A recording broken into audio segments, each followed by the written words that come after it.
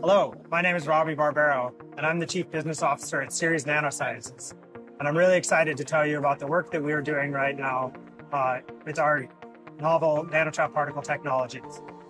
We are focused on a really important problem in biology, which is the ability to capture, concentrate, and preserve low abundance analytes from any biological sample.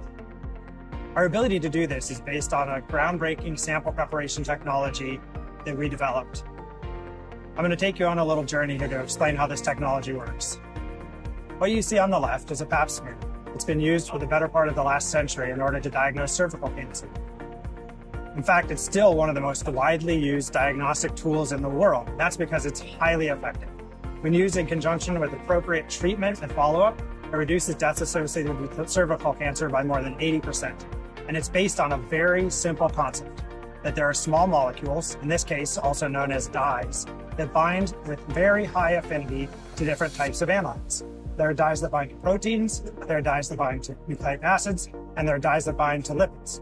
Those dyes allow physicians to be able to identify what subcellular components are in these images. We take that same concept, that there are small molecules, also known as dyes, that bind with very high affinity to different classes of analytes, and we flip it on its head. We chemically attach those small molecules to our hydrogel particles. And those are the two key features of our technology platform. We use hydrogel particles that have very high surface area and very rapid binding properties. And we use small molecules that have broad capture ability in order to be able to capture analytes.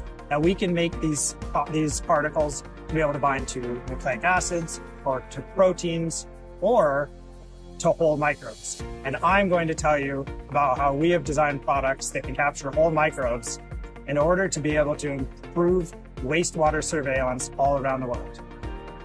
So one of the good things that came out of the global pandemic that we just experienced is that we now have demonstrated evidence that being able to test the wastewater from a community provides you with earlier actionable information about the infectious disease that is in a community. In fact, it is so useful that the CDC recently announced that they're now using wastewater-informed decision-making to help forecast hospitalizations of COVID-19. But wastewater is an important source of not just COVID-19 data, but all sorts of infectious disease data. And I'm showing you here a few of the stories that were written about this topic in the popular press over the last couple of years, with an emphasis on the fact that it's not just about COVID-19, but also other pathogens far beyond COVID-19. So what has my company been doing in this space?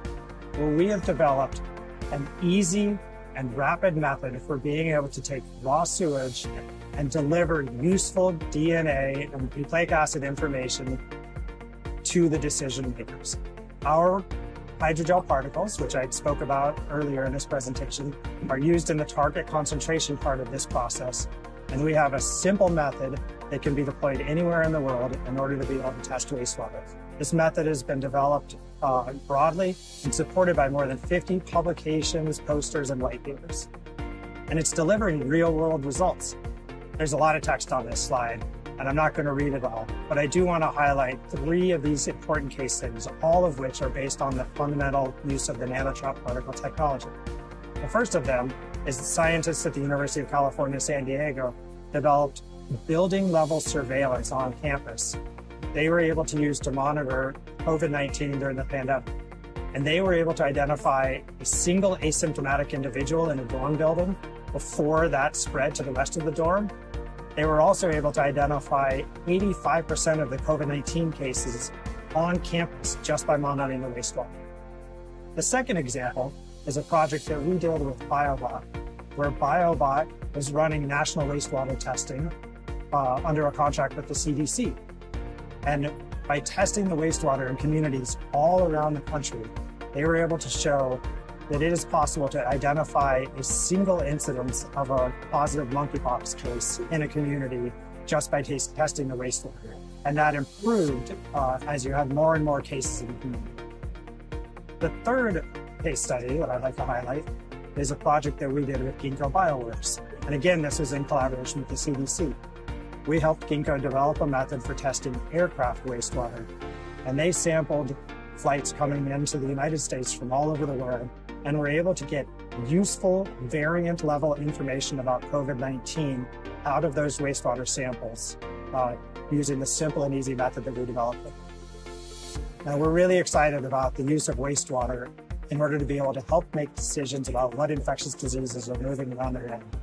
My company has expertise in setting up these wastewater testing sites anywhere in the world, and we have done so in the United States under a comprehensive program funded by the NIH.